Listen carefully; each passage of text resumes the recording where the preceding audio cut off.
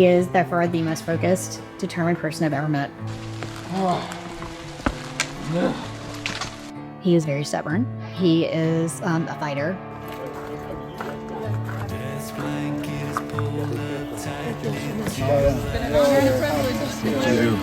Going this way. Going this way, yeah. All right, ready?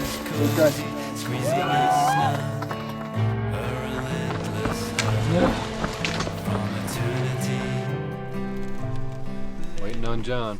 Said he was doing like 22-minute miles right now. Great job, guys. We've heard squawking in the woods that we are wondering if it belongs to man or creature. John's moving strong on the uphill. I like try to fill up water. I don't see him anymore. I can't see his headlamp. I mean, John just gritted his teeth and just hustled through it. There were so many times I'm like, man, I gotta turn the turbos up to keep up with them.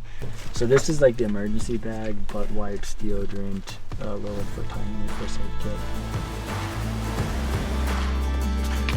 Morning. Oh, hello, guys.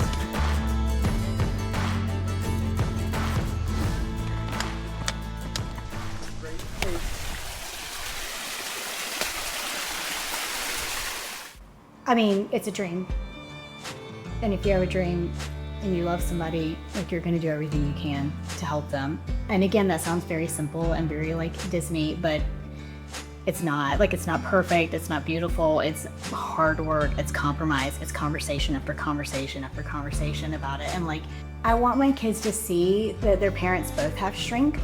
Like, I want them to grow up and look and see, like, my dad ran the Appalachian Trail. That's incredible.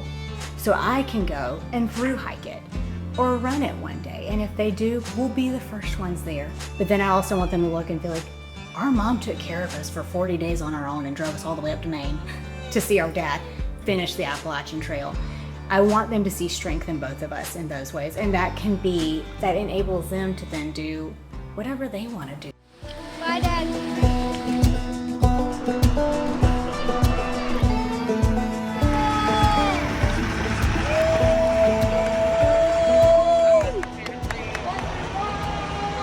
I always considered John had endurance for whatever it was. I used to would take him and Patrick out in the woods somewhere and I'd say, okay, I'm not gonna tell you how to get home. You get us home.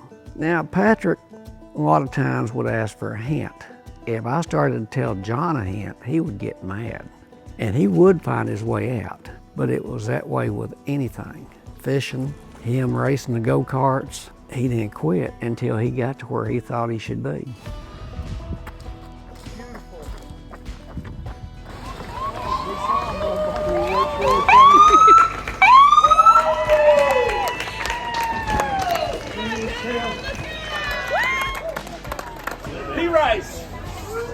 All right, daybreak on the Appalachian Trail. I got a raging bull behind me. Nothing's gonna stop him. Beautiful, beautiful sunrise. Yep.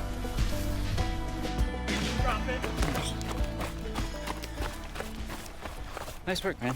Thinking about something like the AT, 2,200 miles and 500,000 feet of climbing. And it is difficult to grasp.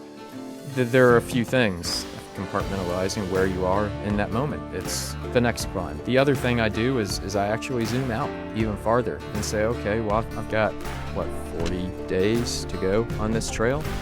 I've been working towards this for 10 plus years. 40 days is nothing. Do you have warm food to hand them? I have the oatmeal in the car.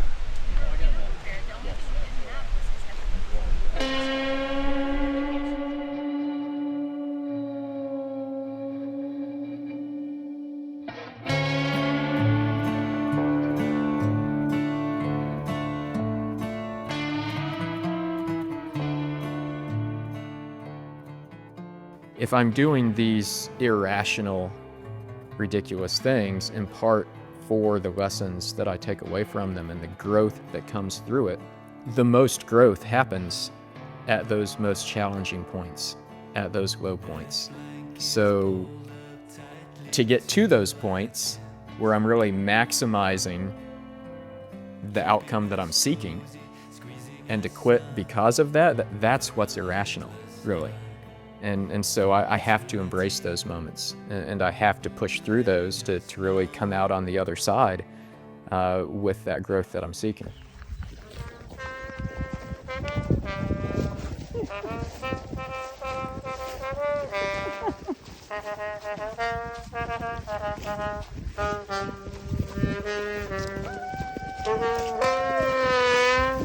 What's up, guys? There you go.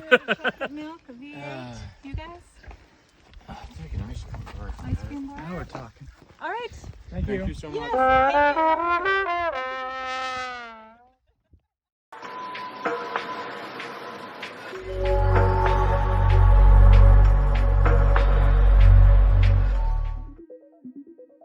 As we look at John's first 8 days of the FKT attempt, the first thing that stands out is his lack of sleep, coming in at 3 hours and 40 minutes of sleep a night. So in the back of John's mind, he is firmly thinking about sleep versus speed. How many miles can I cover a day, but how do I keep my body well enough rested so I can keep going throughout the 40-day challenge? When we go deeper into how John is recovering, while it seems counterintuitive, John is actually continuing to cover miles while he lets his body rest. When we look at Saturday, May 31st as an example, we can see that John is taking more aid breaks, working with his support crew, but even so, he's keeping his heart rate very low while still covering 43 miles over the span of 13 hours and 19 minutes. To dive into John's heart rate even further, something that really sticks out to me that I haven't seen very much at all in my career is the ability to stay within zone 1 almost exclusively throughout the entire first 8 days. So John has accumulated 88.9% in zone 1, 11% in zone 2. And this is remarkable, extremely calculated, and John has a very serious plan in place of how do I get the most speed out of every day, but how do I ensure my body is as recovered as possible. Finally, when we look at the total volume that he's accomplished over the first 8 days, we can see that John has run 456 miles to date. But to put this in context, over the next 30 days, John has to run 54.5 miles every single day if he wants to etch his name in history as the new FKT holder of the Appalachian Trail.